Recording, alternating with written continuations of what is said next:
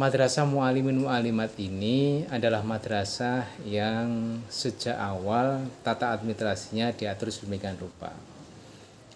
Terbaru kemarin kami mengadakan workshop yang diikuti oleh seluruh jajaran pimpinan madrasah dan semua yang terlibat itu untuk merencanakan perjalanan madrasah ini dengan istilah renstra. Jadi kami punya renstra perjalanan 5 tahun yang akan datang madrasah ini seperti apa. Dari 5 tahun itu kemudian kami konkretkan menjadi per tahun.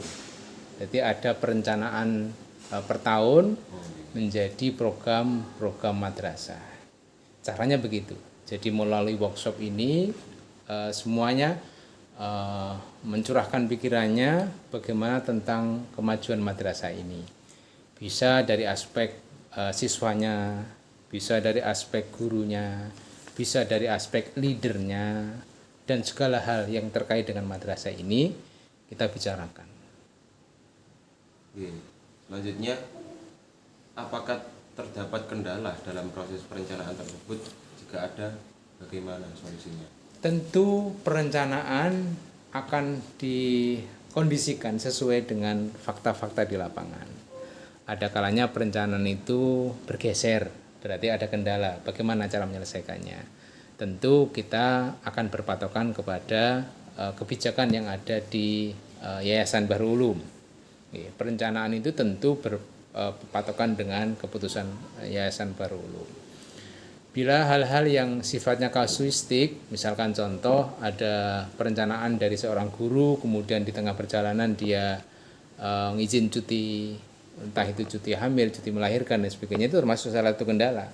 Atau emergensi, ada salah satu guru yang kemudian sakit, yang sakitnya mungkin secara medis tidak bisa menjalankan tugas sekian lama, tentu itu adalah menjadi kendala. Tentu itu merupakan satu tantangan bagi kami untuk bisa menyelesaikan. Kembali lagi kepada tupoksi masing-masing. Kalau tentang tenaga pengajar, maka nanti akan diselesaikan di tata tertib kepegawaian. Kalau kemudian kendalanya di siswa, nanti akan ada tatib siswa dan sebagainya dan sebagainya. Dikembalikan kepada aturan yang disepakati dalam peraturan madrasah itu. Yang selanjutnya itu bagaimana bentuk dan proses pengorganisasian administrasi di sekolah ini? Iya, satuan administrasi terpusat sudah kami upayakan ada di madrasah ini. Kita sempurnakan. Sejak dulu sudah ada, tapi kita sempurnakan. Jadi administrasinya terpadu, satu pintu. Melalui pimpinan kepala madrasah, kemudian nanti yang mengeksekusi adalah kepala tata usaha. Di tata usaha ini kemudian nanti ada petugas-petugas yang memang punya domain masing-masing. Ada administrasi kepegawaian. Dia akan ngurusi tentang apapun yang kaitannya dengan tenaga pendidik dan tenaga pendidik, karyawan maupun guru. Yang kedua, ada kalanya administrasi yang terkait dengan kesiswaan. Mulai dari bagaimana dia melakukan pembelajaran di sini dan lain sebagainya, itu ada di administrasi kesiswaan. Ada pula administrasi tentang barang. Karena madrasah punya aset, punya inventarisir, itu juga harus ada administrasi khusus. Bagaimana ketika ada pengadaan barang datang kami cek, kami inventarisir, kami tempatkan di mana. Jangan sampai barang itu tidak ada alamatnya. Ini penting, inventarisasi itu penting karena suatu saat kami akan bisa cek kondisi barang-barang kami. Ada lagi administrasi keuangan. Nah, tentu ini menjadi pokok karena semuanya dibiayai oleh madrasah, maka harus ada perencanaan yang matang. Tentu yang terlebih lagi adalah kaitannya dengan pelaporan. Madrasah ini sumber dayanya di samping dari infak masing-masing wali murid, ada juga yang kemudian dari dana BOS yang dikucurkan oleh pemerintah. Itu di antara beberapa administrasi yang dilakukan oleh madrasah ini. Kemudian apakah terdapat kendala dalam proses pengorganisasian tersebut? Jika ada, mohon jelaskan. Iya, tentu namanya mengorganisir ya. Kelompok satu di bidang administrasi kepegawaian dengan di bidang perencanaan pengadaan barang, tentu kadang-kadang harus ada komunikasi. Karena hal itu dibutuhkan supaya semuanya menuju kepada visi-visi madrasah. Visi-visi madrasah di madrasah ini kan satu, berakhlakul karimah, yang kedua berilmu pengetahuan, yang ketiga adalah berkiprah di tengah masyarakat. Bagaimana proses itu semuanya akan masuk ke sana.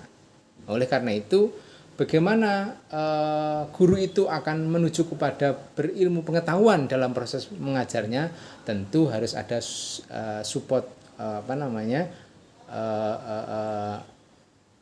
penyediaan. Misalkan contoh fasilitas di ruang kelas itu butuh proyektor, di ruang kelas itu butuh papan tulis yang baik. Tentu ini komunikasi dengan pengadaan barang, misalkan contoh.